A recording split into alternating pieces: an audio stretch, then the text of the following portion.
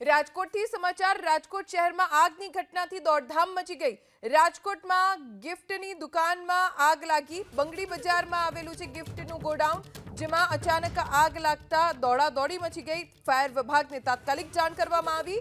આગ ઉપર કાબુ મેળવવાના પ્રયત્ન શરૂ કરવામાં આવ્યા। રાજકોટના ઘી કાંટા રોડ ઉપર ભાભા બજાર શેરી નંબર 3 માં કોમ્પ્લેક્સના ત્રીજા માળે વિકરાળ આગ લાગી। गिफ्ट्स રાખવાનું ગોડાઉન છે જ્યાં આગ લાગી। કેવી રીતે આગ લાગી કોઈ સ્પષ્ટ જાણકારી હજી પ્રાપ્ત નથી થઈ। અમારા સંવાદદાતા પરાક્રમસિંહ જાડેજા પાસેથી વધુ જાણકારી પ્રાપ્ત કરીએ।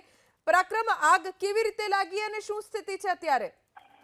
ચોક્કસ અત્યારે આગ મોટા ભાગે કાબુમાં આવી ગઈ છે, પરંતુ જૂના રાજકોટની અંદર સાંકડો જે વિસ્તાર છે તેની અંદર આ આગની ઘટના બની છે અને આગની ઘટનામાં કોઈ જાનહાનિના સમાચાર નથી। દૂર દૂર સુધી ધુમાડાના ગોટે ગોટા નીકળી રહ્યા હોય તે પ્રમાણેનો દ્રશ્યો 3 જેટલા ફાયર ફાઈટરો છે તેમના દ્વારા આગને કાબુમાં લેવાની કાર્યવાહી શરૂ કરવામાં આવી છે, પરંતુ ખૂબ જ સાંકડો વિસ્તાર હોય અને વેપારી બજાર હોય, જે ભાભા બજાર આવેલું છે રાજકોટના ઘી કાંટા રોડ અને એ વિસ્તારની અંદર અને સાંકડા વિસ્તારની અંદર અચાનક આગ લાગતાની સાથે જ પોલીસ પણ પહોંચી છે। સાથે સાથે ફાયર ફાઈટરના જે જવાનો છે તેમના દ્વારા આગને કાબુમાં લેવાની કાર્યવાહી શરૂ કરવામાં આવી છે અને આસપાસના વિસ્તારના લોકોના ટોળે પણ ઉમટી પડ્યા છે। સદનસીબે આ આગની અંદર કોઈ જાનહાનિના સમાચાર નથી।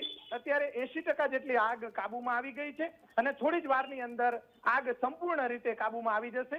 બનાવ બનતા મોટા પ્રમાણમાં ગિફ્ટ એના આર્ટિકલની જે ગોડાઉન છે તેની અંદર અલગ અલગ ગિફ્ટની વસ્તુઓ બળીને ખાખ થઈ ગઈ છે।